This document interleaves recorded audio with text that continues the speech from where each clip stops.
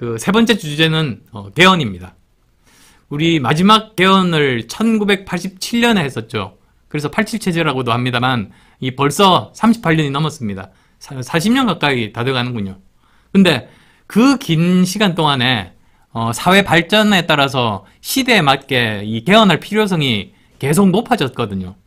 그런데 전임 대통령들 분들이 이제 개헌의 필요성에 공감하지 않기도 하고 또 여야 간 합의가 되지 않아가지고 번번이 무산되면서 결국은 이제 38년이라는 너무나도 긴 세월이 지나게 됐습니다. 그런데 이 87년 헌법체제 하에서 지금까지 당선된 거의 모든 대통령 또는 가족들이 감옥에 갔습니다. 그래서 이건 사람의 문제가 아니다. 제도의 문제다. 그런 생각이 들게 됩니다. 그래서 요즘 개헌이 화두가 되는 것도 이 개헌을 통해서 제도를 바꿔야만이 이렇게 계속되는 불행을 막을 수 있다. 그런데 공감하는 사람들이 많아진다는 그런 뜻인 것 같습니다.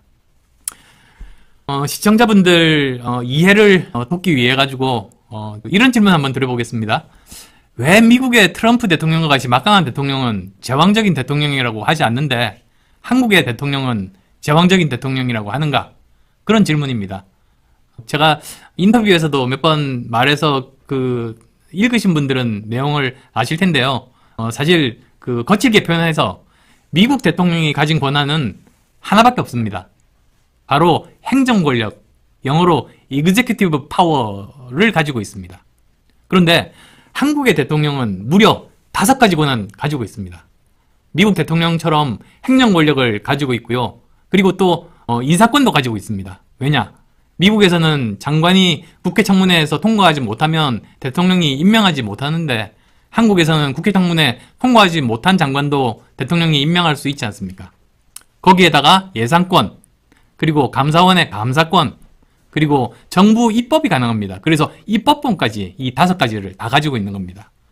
마치 소설과 영화로도 나온 로드 오브 더 링스, 그러니까 반지의 제왕에 나오는 그 절대 반지를 연상하게 하는 그 정도의 권력입니다.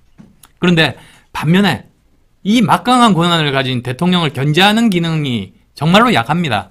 사실 우리나라는 대통령이 행정부뿐만 아니라 입법부, 사법부, 그리고 또 지방 권력까지 모두 다 대통령 아래에 존재합니다. 반면에 미국의 경우에는 상원과 하원, 양원이 대통령을 견제합니다. 무조건 같은 당이라고 또 무조건 또 듣지 않습니다. 그리고 또 거기 보면 50명의 주지사들이 있지 않습니까? 그 주지사들이 막강한 권한을 가지고 있습니다.